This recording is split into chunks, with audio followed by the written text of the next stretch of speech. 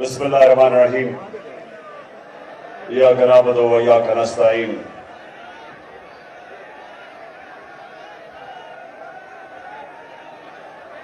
पिंडी के ओहदेदारों, आराम से बैठ जाओ।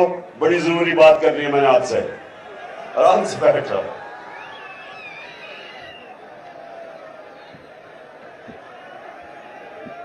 देखिए पिंडी, जो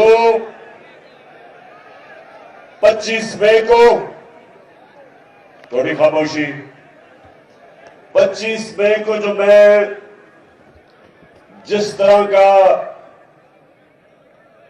अवाम का समुंदर पिंडी से आना था वो नहीं आया। जो मैं अपने पिंडी के टाइगरों से उम्मीद लगा के बैठा था, मुझे अफसोस से कहना पड़ता है कि उस तरह मेरी पिंडी की टीम नहीं निकली। और मैं आप उसको वजह बताता हूं, और इसके बाद जब मैं खत्म करूंगा मैंने भी आपसे एक ओहद लेना है। देखें, जलसे में अवाम चल के आती है। जलसे में तंजीम का बड़ा कम काम होता है। अगर अवाम के अंदर आपकी जमात की मकबूलियत हो तो जब जलसे का ऐलान होता है अवाम चल के जाती है। वो और बात है कि इनकी जितनी भी पार्टीज हैं, ये जो मर्जी, ये इनको कीमे के नाम खिलाने पड़ते हैं जलसे पे लोगों को बुलाने के लिए। बल्कि उधर सिंध के अंदर तो पैसे देते हैं जलसों पे आने के लिए। तो हमें अल्लाह ने इज्जत दिया हमारी पार्टी को, तो उसने लोगों के दिलों में डाला है कि ये वो जमात है जो इंशाअल्लाह पाकिस्तान में एक इंसाफ का निजाम लेके आएगी, इसलिए लोग आते हैं। लेकिन पिंडी और जो सारे इर्द गिर्द के मेरे जो ओहदेदार हो, ये समझ जाओ एक चीज कि जब आप मुजाहरा करते हैं, जब प्रोटेस्ट करते हैं, तो उसके लिए तंजीमों को, लोगों को निकालना पड़ता है। उस पर लोग खुद नहीं आते। और इसीलिए मैंने अब जो मेरी प्लानिंग है मार्च की इस्लामाबाद, ये मैंने बड़ा इसकी एक एक पहलू सोच समझ के मैं प्लान किया है। हर चीज का उनको तो मैं जानता हूं जो राना सनाउल्लाह और शहबाज शरीफ टाइप लोग हैं, इनको तो मैं बड़ी देर से 30-40 साल से जानता हूं। जो बुज़दिल लोग होते हैं, ये याद रखें, मेरी तहरीक इंसाफ के नौजवानों, एक चीज याद रखो, जितना बुज़दिल आदमी होता है उतना जालिम होता है। जालिम ही बुज़दिल होता है। दिलेर लोग जुल्म नहीं करते क्योंकि उनको एतमाद होता है अपने ऊपर।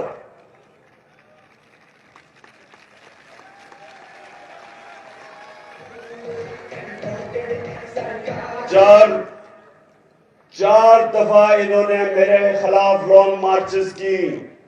मेरे 3.5 साल में 4 दफा इन्होंने लॉन्ग मार्च की। एक दफा मरियम बीबी ने कोशिश की, वो रास्ते में कहीं खत्म हो गई जीटी रोड पे, क्योंकि वो इसलिए खत्म होगी क्योंकि कीमे के नाम ही खत्म हो गए। दूसरी मार्च काम पे टांगने वाली बिलावल ने की, और वो वो डी चौक में भी पहुंच गया, कोई कंटेनर नहीं रखा उसको रोकने के लिए, किसी के ऊपर एफआईआर नहीं की, और 2 दफा मार्च की डीजल साहब ने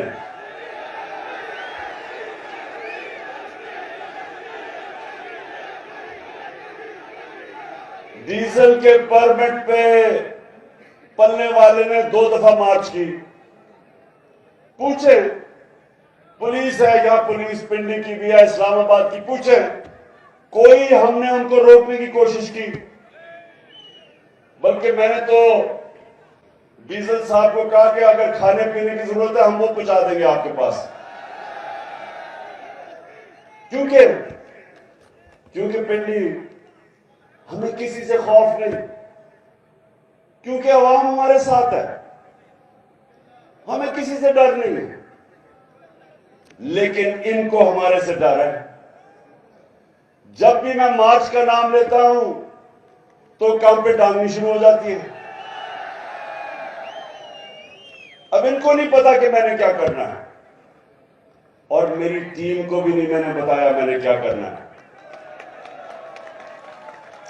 क्योंकि मुझे मसला यह है कि हमारी हर जगह फोन टैप, टेलीफोन टैप, घर टैप, नौकरों को भी इन्होंने खरीदने की कोशिश की। अभी तो वो ऑडियो टेप निकल रही है कि प्राइम मिनिस्टर के ऑफिस में वो भी टैप हो रहा था। मैं अपनी एजेंसी से पूछता हूं कि क्या तुम्हारा ये काम रह गया है कि अपने ऊपर लोगों के ऊपर जासूसी करो?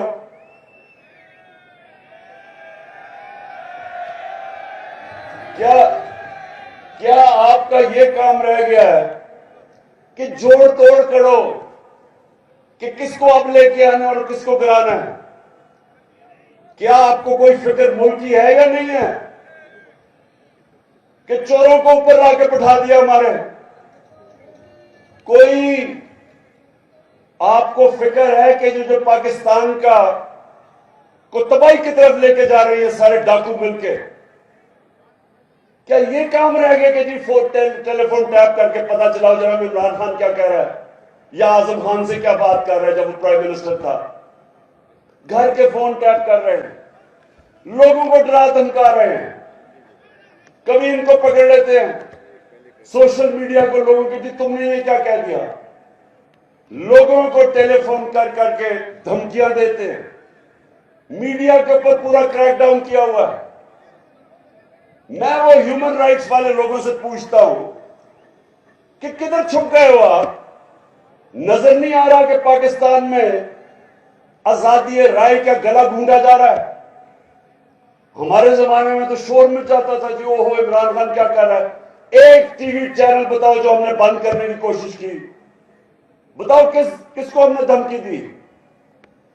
यहां वो अरशद शरीफ मुल्क छोड़ के बाहर भागा हुआ अपनी जान बचा के, उधर साबिर शाकिर वो मुल्क से बाहर बैठा हुआ है, और वो लोग जो मुहिब वतन समझे जाते हैं, बड़े बड़े अच्छे नाम, वो इमरान रियाज को पकड़ के जेल में डाल दिया सिर्फ इसलिए कि जनाब आप इमरान खान की हिमायत कर रहे हैं। ये भी कभी हुआ पाकिस्तान में? और सिर्फ ये कोशिश कर रहे हैं कि किसी तरह हम इन चोरों को मान जाएं जो 30 साल से मुल्क को लूट रहे हैं। ये चाह रहे हैं कि हमें डरा धमका के किसी तरह इनको कबूल करवा लें। ये सुन लो, ये जो भी ये कोशिश कर रहे हो, ये चोरों, डाकू और इनके हैंडलर, सुन लो, ये कौम नहीं तुम्हारी बात सुनने लगी। जो इनके साथ लगेगा, जो भी कुछ कहे तो कोई तो मान लेंगे हम कोई गुलाम तो नहीं, हम कोई गुलाम तो नहीं। मैं ये फिर से हैंडलर्स को बता रहा हूं कि जितनी मर्जी आप कोशिश कर लें, आप अपने आप को बदनाम करेंगे। कौम नहीं जाने लगी इन डाकुओं के साथ। कौम इनका मुकाबला करेगी। और इंशाल्लाह ये जो कप्तान का प्लान बना हुआ है मार्च का, ये मार्च, ये जो मर्जी प्लानिंग कर ले, प्लानिंग जो मैं कर रहा हूं इंशाल्लाह पिंडी, अभी मैं तो आपके ऊपर भी आता हूं, इंशाल्लाह जो हम प्लानिंग कर रहे हैं, हमें पता है इन्होंने क्या करना है, इनको नहीं पता हमने क्या करना है।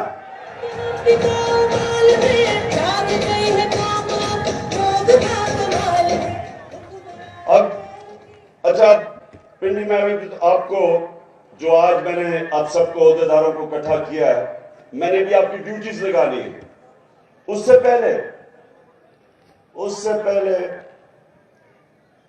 आपने देखा होगा कि पहले जो इस मुल्क का बड़ा फ्रॉड, जब नैब ने उसको बुला के पूछा, मुल्क का फाइनेंस मिनिस्टर था, कि जनाब आपकी 2012 में 80 लाख आपके असासे थे और 4 साल के बाद वो 80 करोड़ पे पहुंच गए, तो आपके पास पैसा आया किधर से? जब ये सवाल पूछा, उसने प्राइम मिनिस्टर के जहाज में बैठ के तो मुल्क से बाहर भाग गया। अच्छा, ये कमाल चीज ये है पिंडी, जरा ये सुने में, कमाल चीज ये है कि दार यहां से भागता है तो वो लंदन, उसके बेटे वो लंदन, नवाज शरीफ भागता है वो लंदन, उसके बेटे वो लंदन, शहबाज शरीफ उसके दोनों बेटे लंदन, और अब मरियम ने बड़ी दुख भरी कहानी सुना के तो वो भी लंदन। मुझे जरा ये बताएं पिंडी में, शायद मुझे इस चीज की समझ नहीं आ रही, क्या इनकी कोई बरतानिया की मलका से कोई रिश्तेदारी तो नहीं? मैं तो समझा था ये ग्वाल मंडी में पैदा हुए हैं, लगता है कि ये लंदन में सारी फैमिली पैदा हुई है।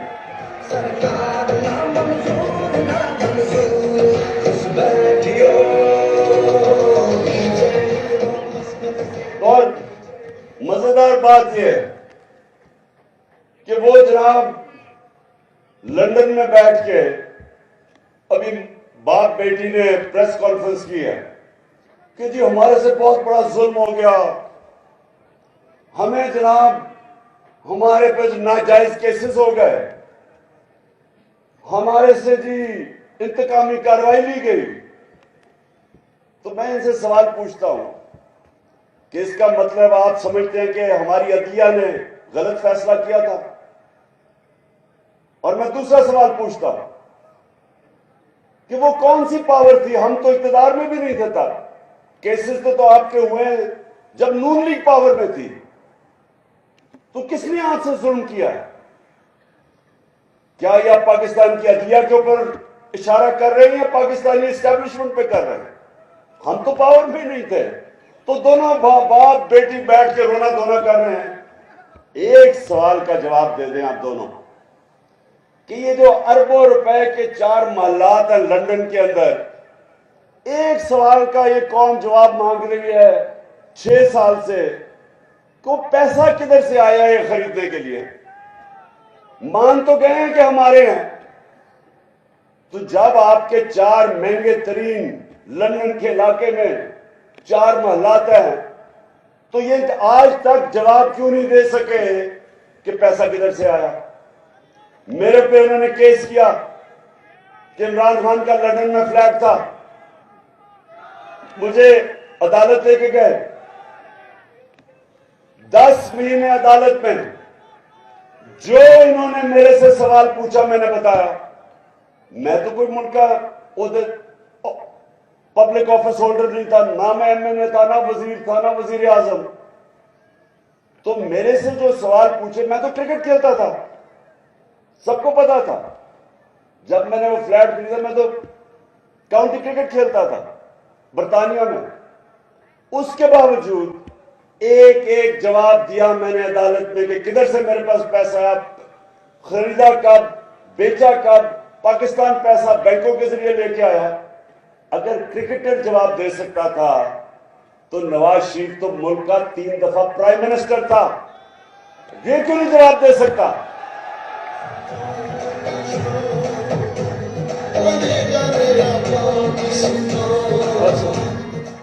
अच्छा, तो आप वहां बैठ के ओहो बड़ा जुल्म हो गया तुम्हारे से, और कह रही है कि मैं बेकसूर, क्योंकि अदालत में मैं बरी होगी, मैं बेकसूर हूं। बीबी, वो तो अभी जरदारी भी बरी होने वाला है। कानून तो आपने बनाए हैं, इसमें तो किसी ने पकड़ा ही नहीं जाना। इसका मतलब आसिफ जरदारी, जिसको 2 दफा इन्होंने जेल में डाला था नवाज शरीफ ने, तब तो बड़ा करप्ट आदमी था, तो अब वो बरी होगा तो वो बेकसूर हो जाएगा। इसका मतलब गलत जेल में डाला था। बरी होना पाकिस्तान में, सुन लो पिंडी, और इसलिए मैं आपको मार्च की तैयारी क्यों करवा रहा हूं।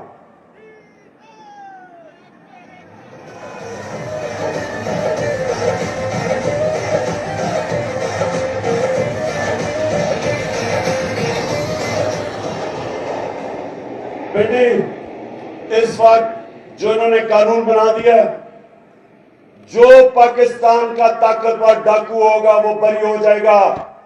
वो पाकिस्तान के इंसाफ का निजाम में पकड़ा ही नहीं जा सकता, जिसको व्हाइट कॉलर क्राइम कहते हैं। इन्होंने नैब के अंदर वो तब्दीलियां कर दी हैं कि आज मैं ताकतवर हूं, मैं पैसा चोरी करूं पाकिस्तान से, हुंडी वाले से बाहर भिजवा दूं, कोई मुझे नहीं पकड़ सकता। इन्होंने कानून ही ऐसे बना दिए हैं।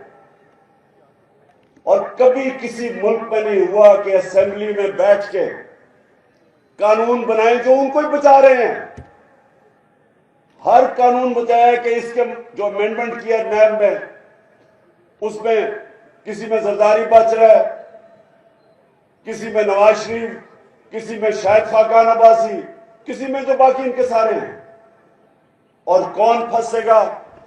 सिर्फ बेचारे गरीब लोग पाकिस्तान में जेलों में जाएंगे। अब ये इन्होंने किया, और ये जो निजाम है, समझ जाओ कि अगर ये चल गया, इस मुल्क का कोई मुस्तकबिल नहीं है, आपके बच्चों का कोई मुस्तकबिल नहीं है इस निजाम में। क्योंकि मेरे नबी सल्लल्लाहु अलैहि वसल्लम ने बहुत पहले, 1500 साल पहले कह दिया था कि जो कौमें छोटे चोरों को जेल में डालती हैं और बड़े डाकुओं को नहीं पकड़ती, वो तबाह हो जाती हैं।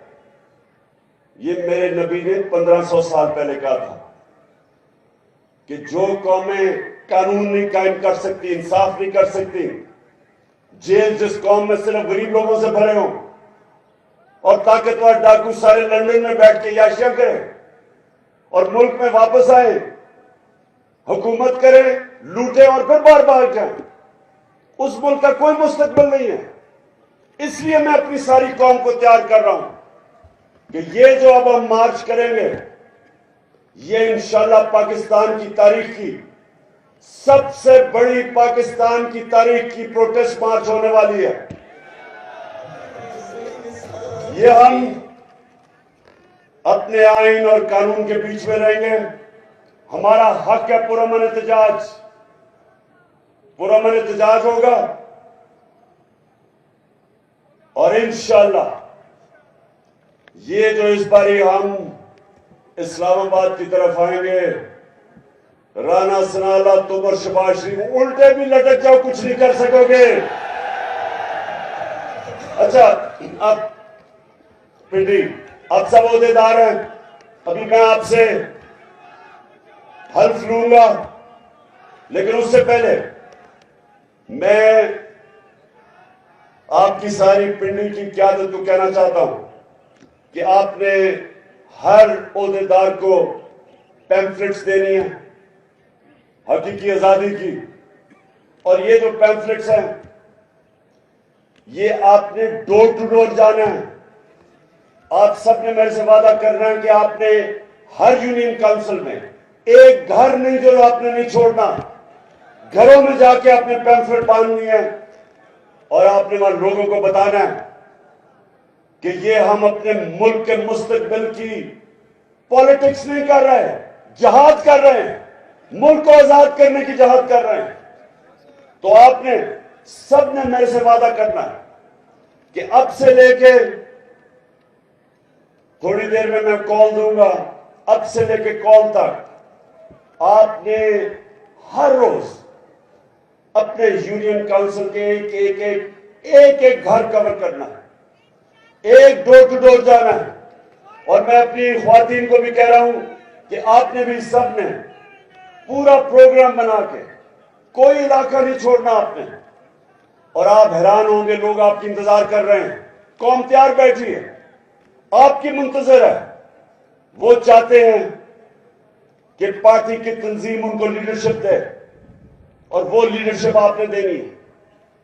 और मैं अपने सारे एमपीज को, एमएनएस को, आपने सिर्फ और सिर्फ अब पिंडी में रहना है और आपने लीड करना सबको। लीडरशिप का काम है, मेरे एमएनएस और एमपीज आपका काम है कि पूरा पिंडी और इसके इर्द गिर्द जितने भी इलाके हैं, सारे जो यूनियन काउंसिल सब कवर करने आपने। मैं अपने ऑफिस से, चेयरमैन के ऑफिस से मैं हर रोज मॉनिटर करूंगा कि किसकी क्या परफॉर्मेंस है।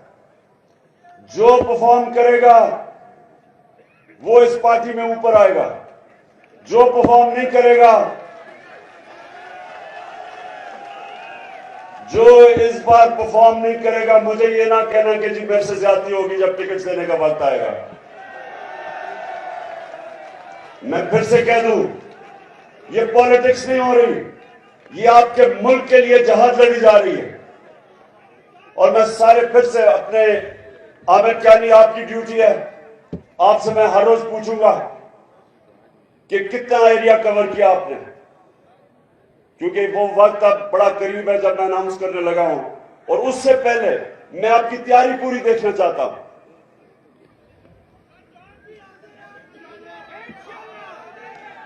अभी तक मुझे इंशाल्लाह आपकी जानों की जरूरत नहीं पड़ेगी, आपकी मेहनत की जरूरत पड़ेगी, सबने मेहनत करनी है। और सिर्फ अब हम एक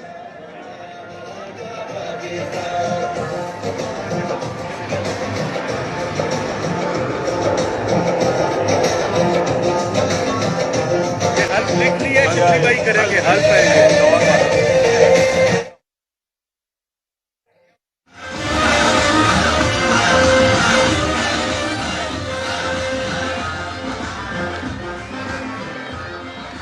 अच्छा जी, आप सारे खड़े हो जाएं, क्योंकि अब एक पहले आपने हल्फ लिया था तंजीम का, अब आप मेरे साथ हल्फ ले रहे हैं जो हम अब जहाद लड़ने जा रहे हैं। शिबली जी सर, हाथ ऊपर। मैं